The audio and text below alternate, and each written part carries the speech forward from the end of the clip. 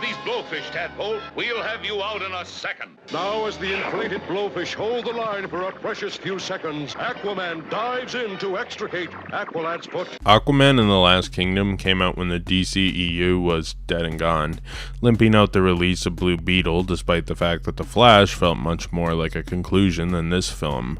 And when I first saw the film, I absolutely hated it. It was weirdly paced, stilted, and felt much like a second entry in a franchise that the studio behind it already knew was doomed. Pretty much exactly what it was. The film, in a lot of ways, felt so limp. They already planned to reboot this, so the film had no consequence and nothing new set up. It also wasn't a conclusion, evidently, when it started production, hence it feeling like the DCEU died in a whimper instead of a bang it could have if Flash was the final entry. I had already started this video project before this film came out, which also made it quite odd. What could this film add to the canon of the DCEU? Would I have something to kind of sink my teeth into as the end portion of this video? No, not really.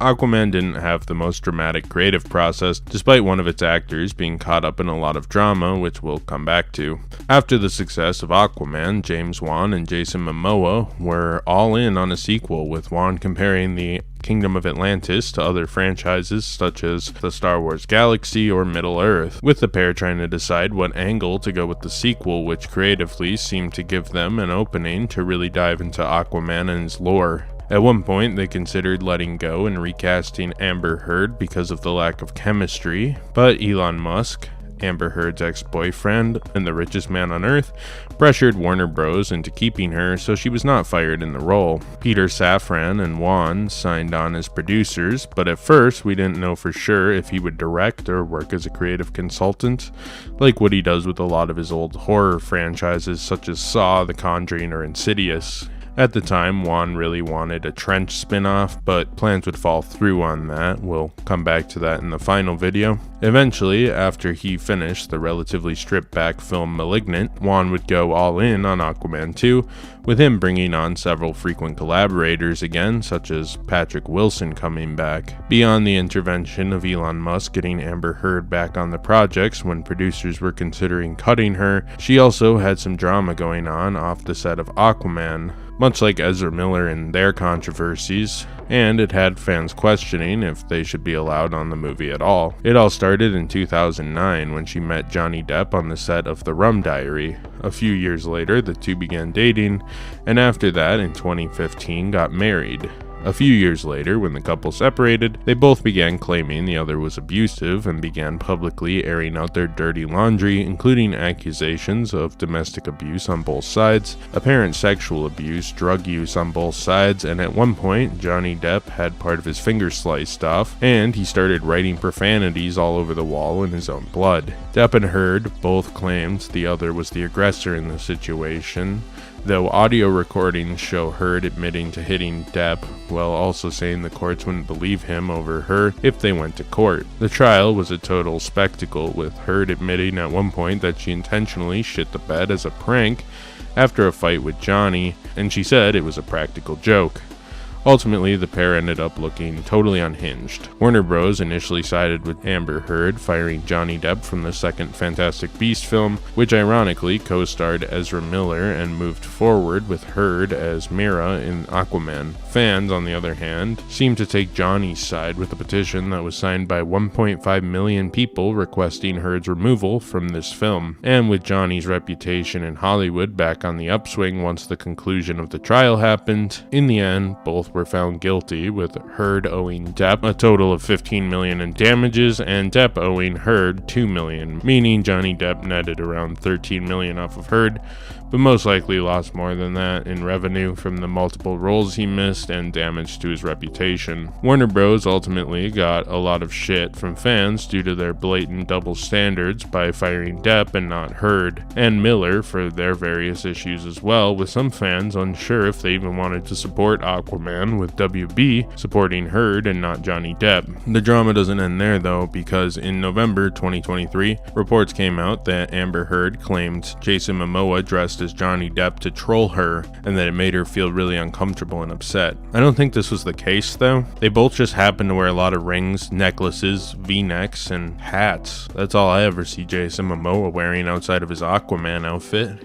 And I think the similar outfit choices shouldn't have really been a controversy to her, because they both kind of have that manly yet effeminate dude energy. It is what it is. I think Heard was overreacting, but it's still funny. Anyways, Aquaman and the Lost Kingdom is a plot about family, just like Fast and the Furious, and forgiving and whatever else. In the years since the first Aquaman, Arthur had started ruling Atlantis, married Mira, and had a son, while also visiting his father Tom frequently, raising his son in his father's lighthouse. Though much like the Fast and the Furious films, which James Wan is a veteran of, the film starts with a larger evil, Black Manta, threatening to destroy both land and sea with pollution using powers he's granted by Atlan's evil brother Kordax. So in a move that is very Fast and Furious, Arthur breaks his own brother Orm out of prison that he put him in following the first film, and the pair must go on an adventure to unravel the mysteries of Kordax and stop Black Manta once and for all. Eventually, Black Manta, armed with the Black Trident, revives Kordax as Orm and Arthur confront the pair after Black Manta kidnapped Arthur Jr. Black Manta almost kills Aquaman, but Mira comes and saves Arthur.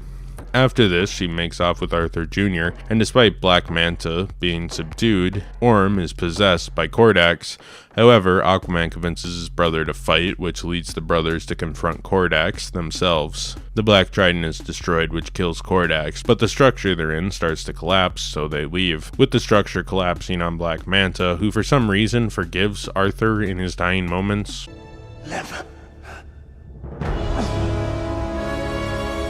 I don't know why. He was freakishly evil throughout the whole franchise, and now he's better, I guess.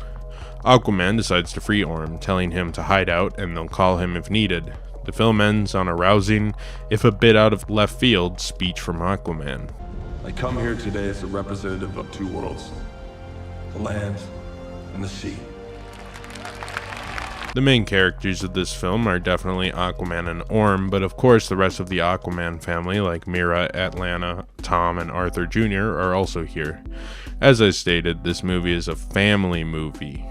A common theme for these blockbuster projects, it seems. Aquaman is living the life anyone in his position would want.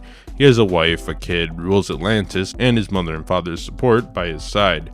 The only problem for Aquaman is that it's all starting to get kind of boring for him, and he longs for the adventures he used to have, so when his former adversary, Black Manta, threatens Atlantis and threatens to destroy the world, he is happy to be on the case. However, he will need assistance from his brother Orm, since he knows Black Manta and the Black Trident and whatnot. Issue is, Aquaman knows the other kingdoms of Atlantis wouldn't be particularly happy if the leader of a side on the Atlantean Civil War from the last film was freed, but regardless, Arthur gleefully breaks out his brother. Their relationship is of course awkward, but over the course of the film, the brothers bond and learn what it truly means to not only be leaders in Atlantis, but also brothers and family. Orm, to an extent, has seen the error of his ways, but only to an extent at first. He definitely is taking this horrid imprisonment as deserved and is more concerned about the politics of him being broken out by Arthur than being grateful for his brother's mercy. The safety and security of Atlantis is a sacred trust. No king has allowed the Great City Wall to be breached in 100 generations. This is likely because of his fierce royal and political upbringing, something Arthur starts to chip away a bit as the film progresses. The film attempts to recontextualize Orm from a stiff, ruthless villain to somewhat of a sympathetic product of his environment, which I think it does an alright job of doing. Black Manta still hates Arthur. Naturally, he killed his father, and unlike Orm, who can be recontextualized, Black Manta is a little harder to do that with. He wasn't doing what he has done under the pretense of duty. He was a ruthless, in-it-for-himself pirate who eventually gets redeemed to an extent when he tells Arthur to keep living or whatever. This is a pretty rushed arc for a guy who just kidnapped an infant a few scenes earlier and is on a quest to kill everyone in Atlantis and the world. I know that he was partially influenced by the Black Trident, but it's pretty rushed. Kordax is the final boss of the DCEU and is, in the true tradition of the universe, a weird-looking CGI character. I have waited countless centuries He kind of feels and looks like a Pirates of the Caribbean villain. I actually don't totally hate the design though. He is more or less, like I said, a final boss who is kind of a consequence of the story over an actual character with motivation, being an evil ghost man who wants to rule the world or whatever. Rupert Gregson Williams returns to this film to score this one. It's fine, nothing too memorable. The film also features an original song from the X-Ambassadors and a few licensed tracks, Born to be Wild by Steppenwolf, China Girl by Iggy Pop, and Spirit in the Sky from Norman Greenbaum, which was noticeably also in the original Guardians of the Galaxy film by James Gunn. The movie mostly works musically, but come on, they really should have brought back Pitbull for this one. Pitbull was just chef's kiss. He was perfect in the last movie. Kirk Morey returns from the first Aquaman to edit this film, and he tried his best. I think the film's shot-for-shot editing is good and has okay enough energy. The issue arrives when you consider the film seemingly had to be stripped down since the universe wasn't continuing after this. Many of Mira's scenes were cut down or cut out due to controversy around her and difficulties on set. Ben Affleck's Batman was set to show up according to Jason Momoa in July 2022, but that was cut with the relaunch since there was no point in setting up plot points that would never go anywhere. Keaton's version of Batman was considered to cameo as well after the film was delayed behind Flash, and the whole movie needed to be recut after subpar test audience viewings, which who knows what that means? Test audience viewings can sometimes really hamper the studio's abilities to allow creativity. Essentially, the film was shot, constructed, and then repeatedly recut and redone due to issues with the studio, Amber Heard, test audiences, and more. And with the upcoming reboot connecting to the wider universe was seen as potentially confusing by Warner Bros. For general audiences, so they just cut out a lot of the wider universe stuff and made this movie more or less standalone. This leads to a film that feels super bare bones, simple, and attempting to be crowd-pleasing, but not really having much else to it. There just isn't much meat on the bone here to make a really good film. Don Burgess, a longtime cinematographer who also shot the original Aquaman film, shot this, and he ended up doing a solid job again. It looks very consistent with the first film in look and feel, which pulls over with the effects team's CG work, which is kind of surprisingly good considering how close to the end they were. Like, it's not perfect, but considering they were just kind of throwing this one out the door, it doesn't look awful. I like the new costumes, and they did an okay job bringing Kordax, the new CGI villain, to life despite him looking like a green Jack Frost from those Rankin Bass films. I hate generic, personality lacking CG characters, but I think Kordax looks fine, I guess, and he is what he is. The end credits stinger didn't really have much left to sting, so to speak. Orm eats a hamburger and it has a cockroach in it.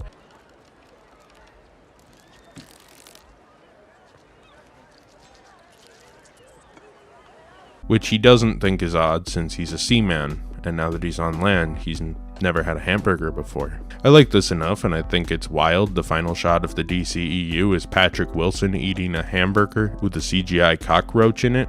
I think it's a perfect metaphor for the DCEU as a whole. I'm not sure how, but it definitely is. Aquaman and the Last Kingdom added a few characters to the lineup of the DCEU, so let's discuss them. Stingray showed up in this film, and this is actually the first appearance of the character, but hey, DC did have a Stingray character once before, the briefly shown Stingray, which is an alternate version of Batman from an imaginary tale that if Bruce Wayne was inspired to be an aquatic hero after the death of his parents rather than Batman. Grant Morrison would also make a version of the character later in his Multiversity line of comics from 2015, which is actually a super interesting series. They have a kind of remake of Watchmen with the Charleston heroes, which was the original idea of the story. Lots of good stuff there. But was Stingray the inspiration for this character? Probably not. They just said, oh, Stingray is an animal in the ocean.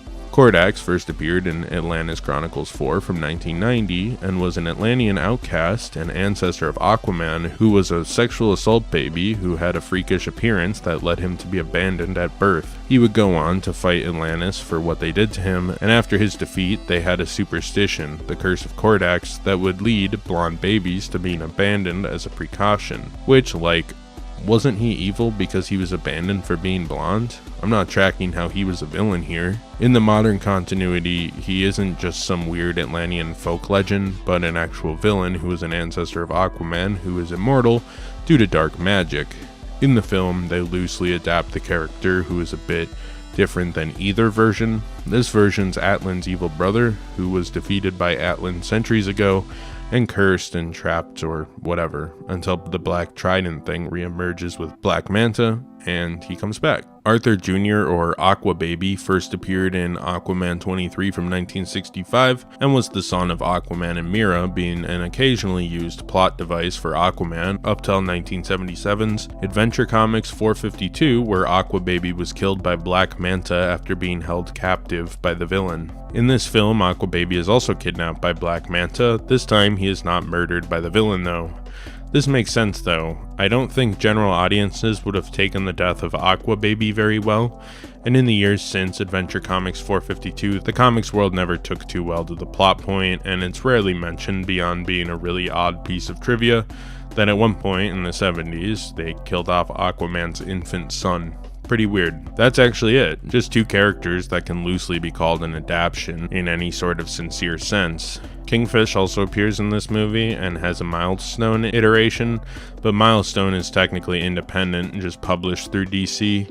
That's the company that has Static Shock and stuff. It's a pretty cool black run comic company that has plenty of original African American heroes, but I'm assuming Kingfish was kind of just an adaptation of King Shark, who was used by the Suicide Squad, so James Gunn kind of beat Aquaman 2 to the punch on that one. Let's see, what else? I thought the intro, catching us up with Aquaman like we are meeting him at a bar for the first time in 5 years, was fun, and the Born to Be Wild soundtrack was fitting and fun. The film kind of drops the Star Wars prequel comparisons I made for the first Aquaman. This film is very straightforward and not at all concerned about the lore that the first movie wanted to portray so deeply. The first 20 minutes of the film is heavy on exposition, and the rest is just end-to-end action and adventure, for better or worse, with James Wan never really putting his foot on the brakes. If he did in the earlier draft, that was all cut. Black Manta's giant futuristic submarine literally has a wooden pirate ship wheel, which is hilarious, but truthfully, the world design and ship design remained an important aspect of this film, and they actually have a lot of good looking stuff here. The end is also so cheesy, but I like it. When Aquaman gives his rousing speech to the world, sure, at this point, why not? Aquaman, give us a rousing speech. Let's see it. I'm here for it. Atlantis stands ready to help contribute its science and technology with your knowledge of the air and our knowledge of the seas. My initial thoughts on Aquaman and the Lost Kingdom, much like Aquaman, is what the hell is this shit? My second watch, much like the original Aquaman, is slightly more positive. Is this film good? No, not at all. It's rushed, cheesy, and poorly paced.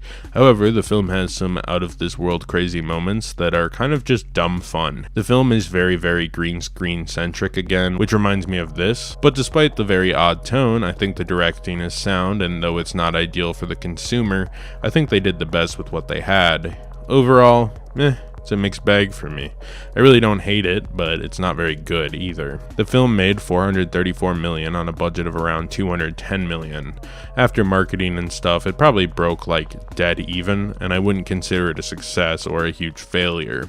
Considering the turning tide of the genre and the upcoming reboot of the DC universe in film, it probably did alright considering, but not the gangbusters the first movie did. The film landed on an embarrassing 34% on Rotten Tomatoes, which is pretty bad honestly, especially from a superhero film, and a 42 out of 100 on Metacritic. Momoa was nominated for the Best Action Star of the Year at the People's Choice Awards, but little else of note. Overall, Aquaman and the Lost Kingdom was an abject failure, and the victim of a universe that had finally run out of stories to tell, and was already in the grave by the time this film came to theaters. And thus, we've finally finished all of the DCEU movies. There's still quite a bit to go over, so if you're watching these individually, check out my larger video to see things like my ranking, talking about canceled DC movies, etc.